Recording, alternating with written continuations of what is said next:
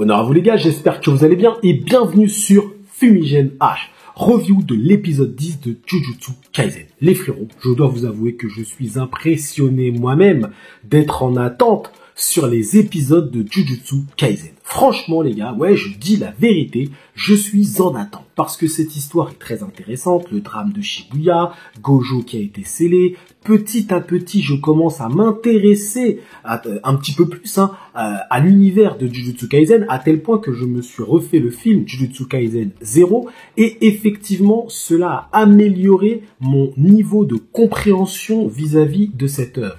En effet, dans ma review de l'épisode 9, j'étais surpris de voir que Geto finalement n'était pas Geto. En fait, on avait pris le contrôle de son corps, etc. Mais c'est vrai que lorsque tu te remets les événements de Jujutsu Kaisen 0, et je me suis donc rematé le film, effectivement, c'était évident que Geto était mort, en fait. Finalement, c'est le fait même que Geto soit vivant qui soit étonnant. Et c'est pour ça que Gojo a été étonné. Et même, vous savez, les jeunes filles que Geto Suguru avait sauvées, celles qui étaient enfermées dans une prison, bref, on les maltraitait parce qu'elles avaient des pouvoirs d'exorciste ou je sais plus trop quoi. Et bien finalement, ces filles-là, on les revoit dans Jujutsu Kaisen 0. Et c'est vrai que lorsque le passé de Gojo, lorsqu'on a eu le passé de Gojo, lorsque j'ai vu ces deux filles-là, ça m'a pas plus choqué que ça. Et en fait, lorsque tu as suivi Jujutsu Kaisen 0, on va dire de façon assidue, pas comme votre ami Fumi, effectivement, ça tilte tout de suite, tu dis, mais ces filles-là, c'est elles qu'on a vues effectivement dans Jujutsu Kaisen 0, etc. Donc,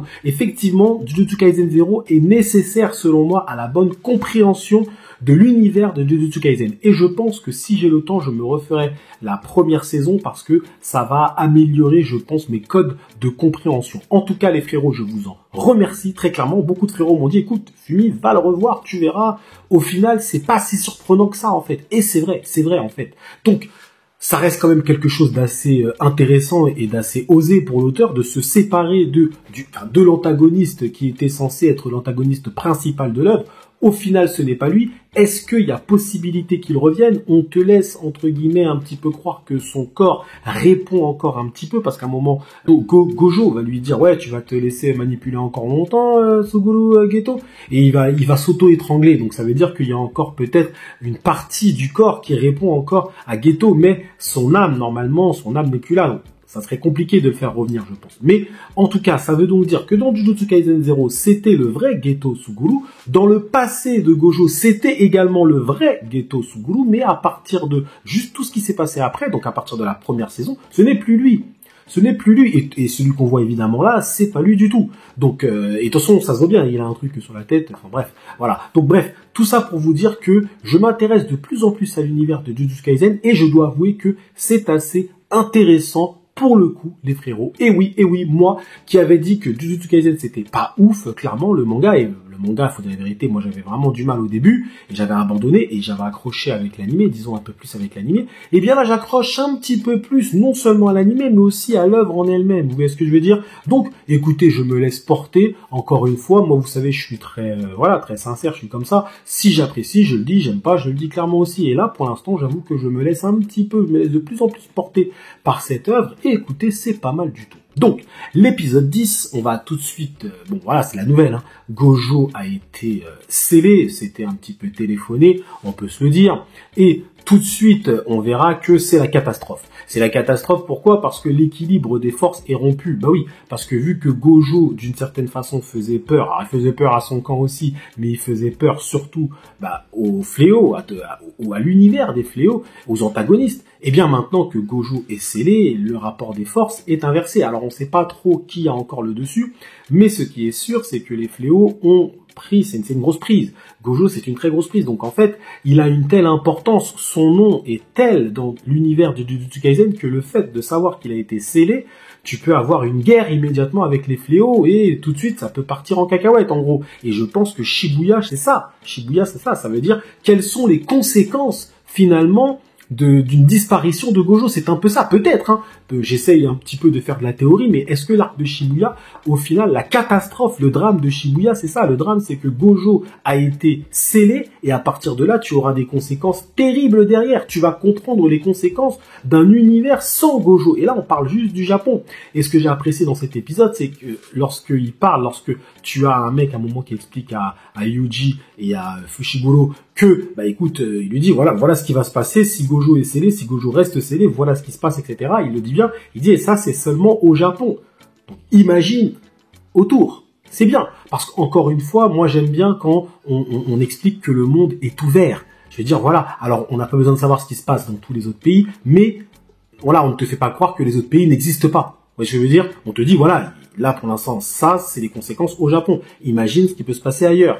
C'est un peu ça. Donc j'ai apprécié ce petit clin d'œil, on va dire, aux autres pays. Ça étend un petit peu plus l'univers de Jujutsu Kaisen, même si c'est très Japon évidemment. Mais en tout cas, ça l'étend d'une certaine façon parce qu'on te parle de l'existence des autres pays. Et rien que ça, déjà, c'est pas mal. Donc Gojo est scellé. Sauf que, malgré tout ça, la lisière est bloquée. Elle s'enfonce dans le sol et au final, bon voilà, il n'y a pas trop d'explications. On te dit, écoute, c'est Satoru Gojo, il est puissant, frérot. C'est comme ça, tu fermes ta bouche. Donc voilà, elle n'a pas encore réussi à capter toutes les informations, je sais pas quoi. Donc bref, effectivement, on peut t'inventer tout et n'importe quoi avec Satoru Gojo de toute façon. Il est puissant, la lisière, elle est bloquée. C'est comme ça. On a compris que scénaristiquement, c'est une façon de faire rester notre ami Geto Suguru, enfin du moins celui qui a pris la possession du corps de Suguru. Ça veut dire que il y a de fortes chances qu'il soit l'antagoniste final de Shibuya parce que c'est lui qui garde Gojo et dès que Gojo sera sorti de son truc, de sa lisière là, l'arc est terminé. L'arc est terminé, mis à part si Sukuna est revenu. C'est une possibilité également, on va y venir. Donc en tout cas, on a les conséquences, du moins on nous fait peur en nous disant voilà, Gojo n'est plus là, ça va être la merde. Alors, il y a le retour aussi de Mekamaru. Alors Mekamaru est vraiment mort.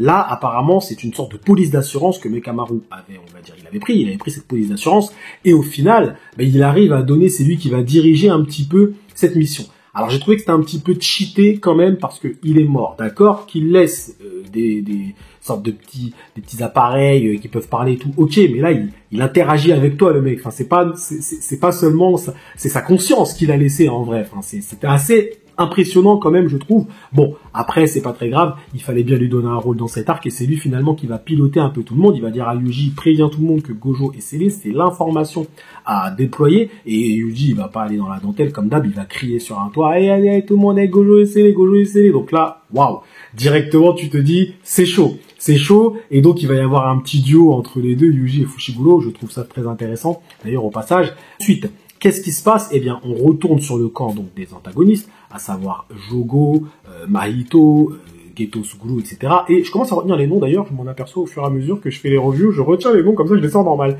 Et c'est pas mal, je m'améliore dans ma connaissance de Jujutsu Kaisen. Bref, donc ce qui va se passer, c'est qu'il va y avoir des dissonances à l'intérieur du camp des antagonistes. C'est bien de nous montrer que même eux, même s'ils ont le même objectif, ils ne veulent pas tous passer par le même chemin. Et c'est exactement ça. C'est-à-dire que Mahito, lui, il dit, écoute, maintenant qu'on a scellé Gojo, on a le dessus, on est en position de force, ok? Et on va pouvoir aller tuer Yuji Itadori. On s'en fout de faire revenir Sukuna ou pas, on s'en fout, même on tue Sukuna, au final. De cette façon, on prend le dessus. On prend le dessus parce qu'on a déjà le dessus. Mahito, c'est un peu, on va dire, un jusqu'au boutiste qui, lui, en gros, il veut dominer, évidemment, tous les humains, il veut tuer tous les non-exorcistes. À ce niveau-là, il n'y a pas de souci, quand tu vois ce qu'il fait avec eux, c'est assez incroyable, mais voilà son idéologie. On va dire qu'il a la même idéologie que Geto, enfin, ce faux Geto, que Jogo, etc., mais lui, il y va avec, on va dire, il va pas dans la dentelle, c'est, on bute tout le monde, même Yuji, on s'en fout, on a le dessus, on y va. Et Jogo, lui, c'est un peu l'antagoniste, mais l'antagoniste qui combat avec une morale. Quand je dis une morale, je parle d'une morale de fléau. Et oui, parce que lui, il te dit, non, moi je suis prêt à mourir pour ma cause, mais on doit tuer tous les non-exorcistes, et pour s'assurer le fait de tuer tous les non-exorcistes, eh bien, il faut faire revenir Sukuna. Parce que si tu fais revenir Sukuna, déjà Sukuna peut nous tuer. Il est conscient que Sukuna peut tuer même les... Il s'en fout, Sukuna. Sukuna, lui, c'est pas son problème. Hein. Mais Sukuna va assurer une ère de domination au fléau, car Gojo n'est plus là pour s'opposer à lui. Et oui, et un Sukuna libéré sans Satoru Gojo pour s'opposer à lui, oui, évidemment, c'est l'ère des fléaux, très clairement. Donc Jogo, lui, c'est lui, entre guillemets, le plus intelligent, parce que lui, il assure une domination au fléau. Il ne prend pas en compte son propre plaisir de vouloir se battre comme Mahito le fait. Mahito, lui, c'est non, on va se battre comme ça va être terrible, machin. C'est bon. Lui, avec Gojo, c'est pas du jeu, entre guillemets, il est trop fort. Eh bien là, comme ça, on va pouvoir se battre, on va tuer Sukuna. Comme ça, on empêche aussi une super puissance fléau d'émerger. Et nous, on arrive, on va pouvoir se battre et on va dominer petit à petit. C'est un peu ça. En fait, ils ont le même objectif, mais ils prennent pas le même chemin. Jogo, lui, son chemin à lui, il est plus clair. Et il se met en danger, évidemment. Donc, je trouve que dans ces antagonistes, Jogo est le plus intéressant selon moi parce que le gars te dit, je suis prêt à mourir pour cette cause.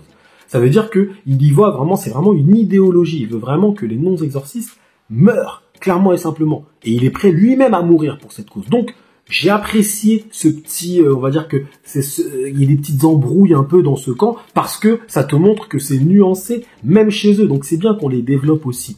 Mais bref, ça va être une chasse finalement à Yuji Itadori. Si c'est Mahito qui le trouve, Mahito lui il a dit je le tue. Et si c'est Jogo, Jogo lui donne les doigts de Sukuna et fait revenir Sukuna. Donc dans tous les cas on sait qu'il va se passer du sale à Shibuya. Donc on est encore sur le début, c'est la mise en place, on va dire, ils sont en train de placer tous les pions. Voilà, la problématique est posée, Gojo est scellé. Comment faire maintenant pour le faire revenir? Il est surveillé par Geto, qui est quand même très dangereux, on est d'accord. Actuellement, Geto fait partie des antagonistes les plus puissants, et oui, mais dans l'épisode 9, on nous a parlé de Yuta. Et Yuta, vu que je me suis rematé Jujutsu Kaisen 0, je me suis rappelé à quel point Yuta était fort. Mais Yuta, maintenant, selon ce que j'ai compris, n'a plus Rika. Donc, il se bat comment? Bon, il était déjà fort sans Rika, attention. Sans Rika, déjà, il arrivait à se taper. Il était très fort. Donc maintenant, comment il se bat, Yuta? En plus, on sait que maintenant, il fait partie de la famille très éloignée de Satoru Gojo. Donc, Yuta est devenu très très fort, selon moi. Je pense que le Yuta qui va revenir sera, mais, incroyablement puissant. Donc, c'est peut-être même lui qui va pouvoir libérer Gojo, c'est peut-être lui, mais en tout cas, Yuta va faire une apparition, ça me paraît évident dans cet arc de Shibuya, c'est obligatoire. Mais bref, donc, en tout cas, un très bon épisode, il s'est pas passé des choses de ouf, mais ça avance scénaristiquement, c'est ça le principal, d'accord? Donc, on va surveiller tout ça, comme d'habitude, épisode 11, votre ami Fumi, il active son Sharingan, et je pense que je vais me remater quelques épisodes de la saison 1, voire même toute la saison 1, afin de me remettre dans le bain de Jujutsu Kaisen, même si la saison 1, je vous avoue que c'était bien, mais j'avais pas trouvé ça non plus extraordinaire, on va dire, dans ce que ça racontait. Mais, je pense qu'il y a plein d'éléments qui vont qui vont me dire ah ouais tiens ça c'est pas mal ça etc pour mieux appréhender cet univers de Jujutsu Kaisen qui n'est pas si simple que cela en vrai de vrai. C'est pas si simple que cela. Un très bon épisode même si c'était pas un truc de ouf. Allez, on met un petit 8,5, voilà, comme ça hein, pour la vibe les frérots. En tout cas, merci à vous d'avoir suivi cette review Jujutsu Kaisen Yen jusqu'au bout. Prenez soin de vous et que l'honneur soit avec Satoru Gojo. C'est les